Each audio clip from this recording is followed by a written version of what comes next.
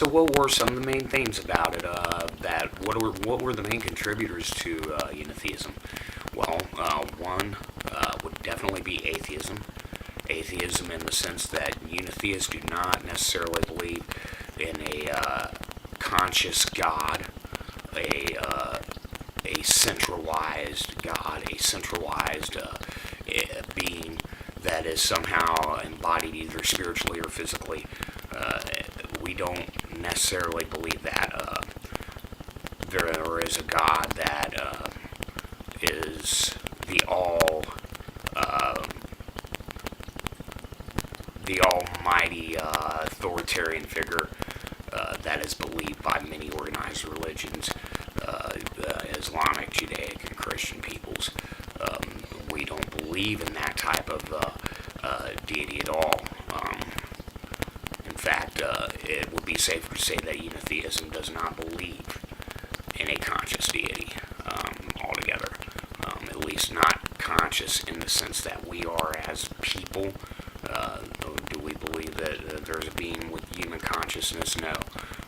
If there is any type of gods or goddesses or whatnot, they would be forces or a force, and I do believe that there may be a cosmic force that could potentially be universal.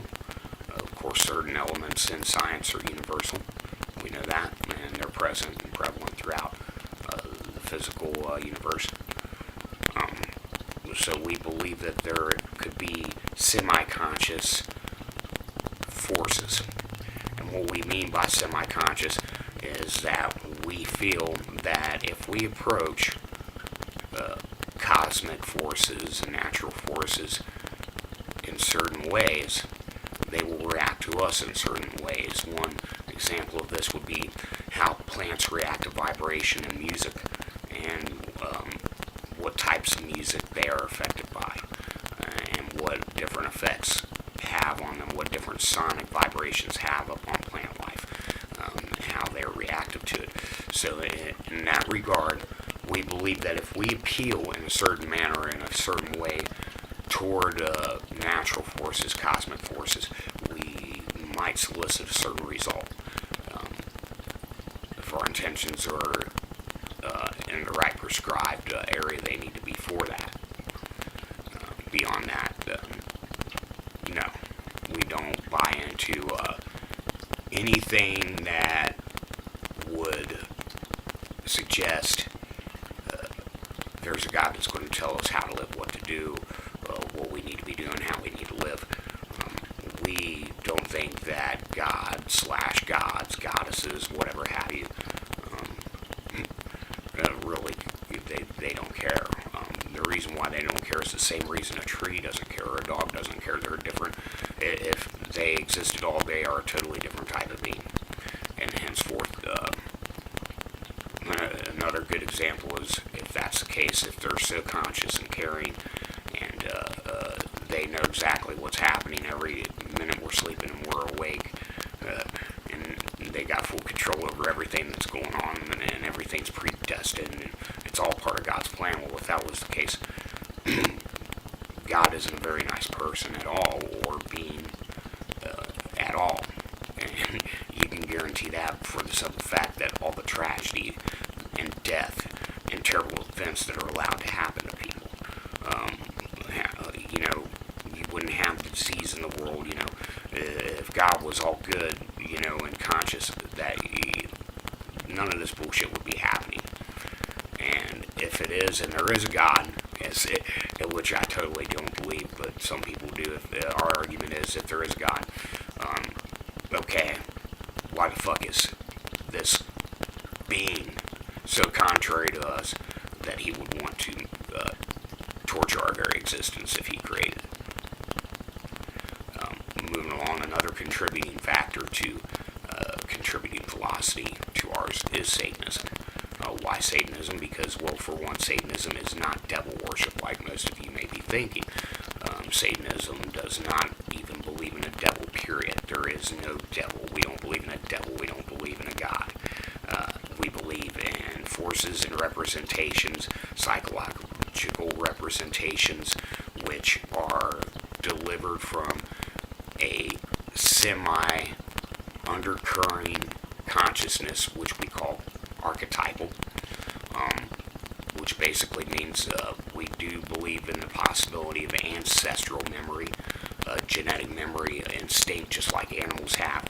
They're born forth from their mother's womb to react and understand certain things in the world even before they've had cognizance of it.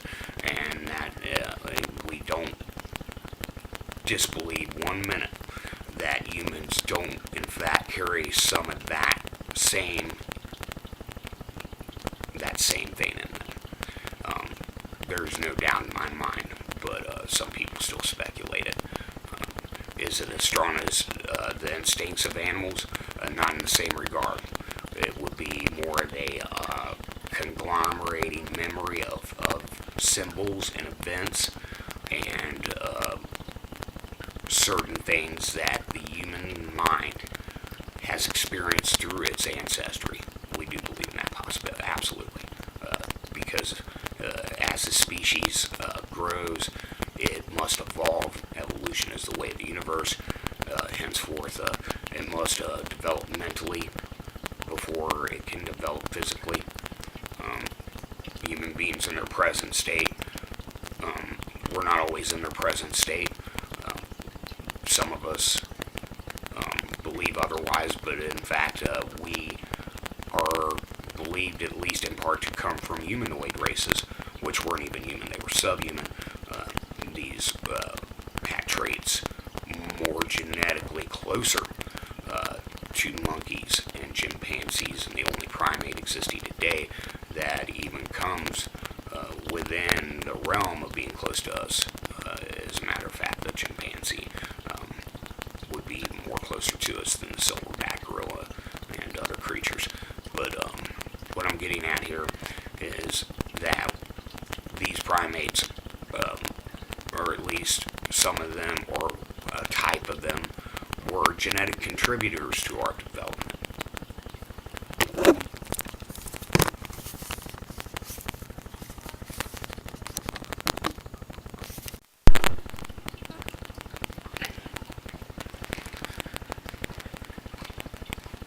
And so it's because of this that Unitheism believes that those genetic contributing species, because they are animal, have given us the same ability to consciously adapt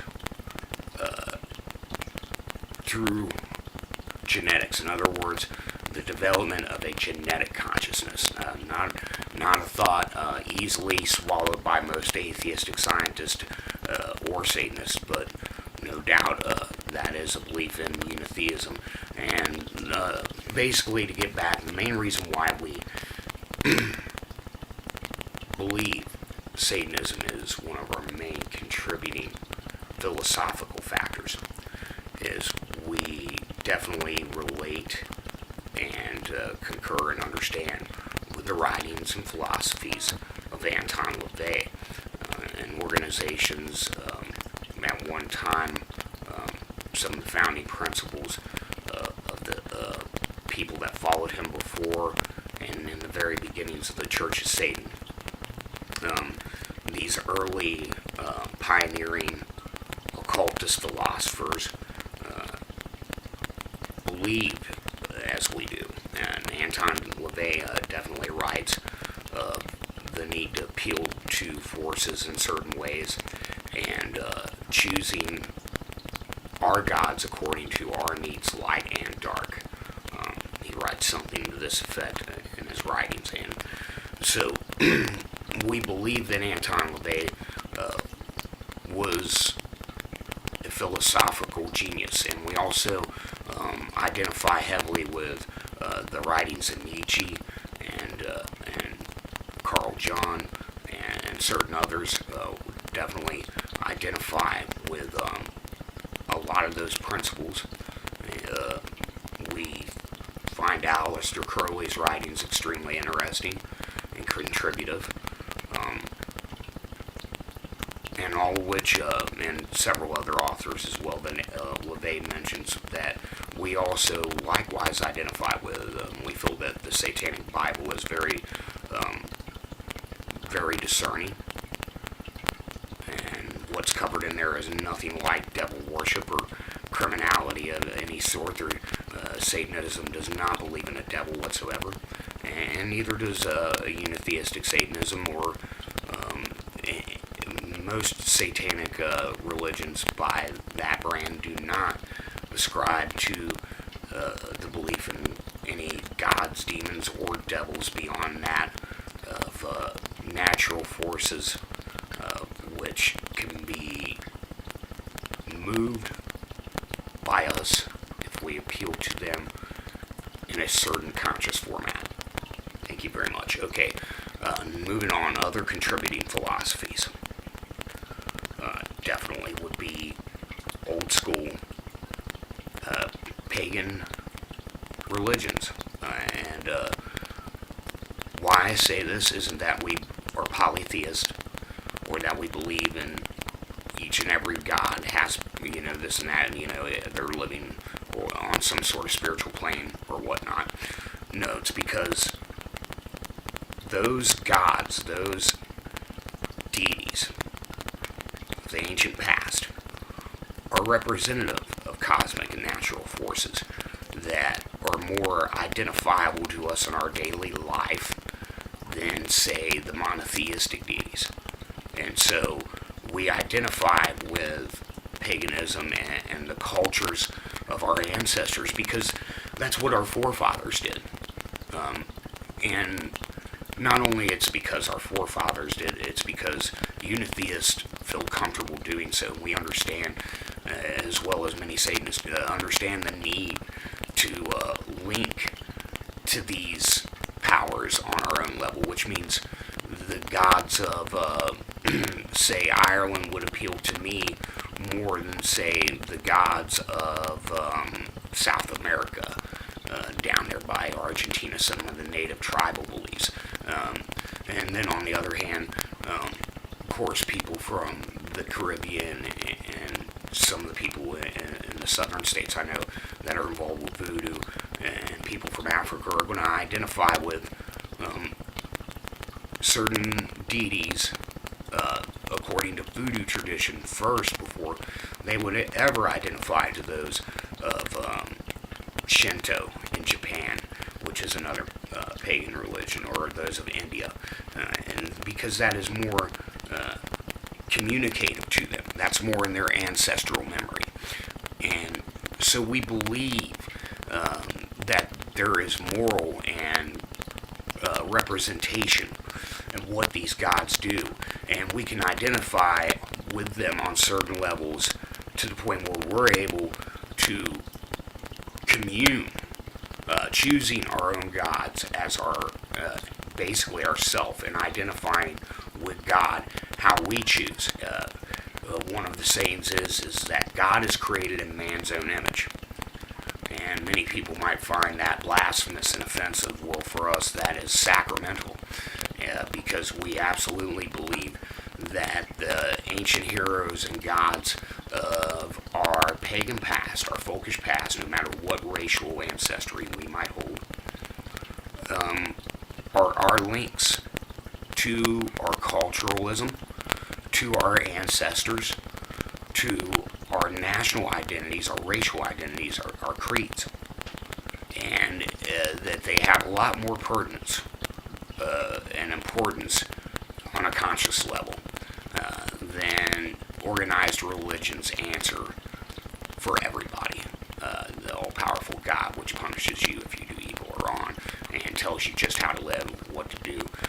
We got enough police for that, enough lawmakers in Washington that can make all the sins up they want. We don't need imaginary gods to tell us how to live. Once again, man has created God in their own image. And so we identify with the gods and goddesses of polytheism, even though we're not polytheist, for the simple fact that they make more scientific and natural sense, and we can see a lot of what they are supposed to represent going on in the world around us every day.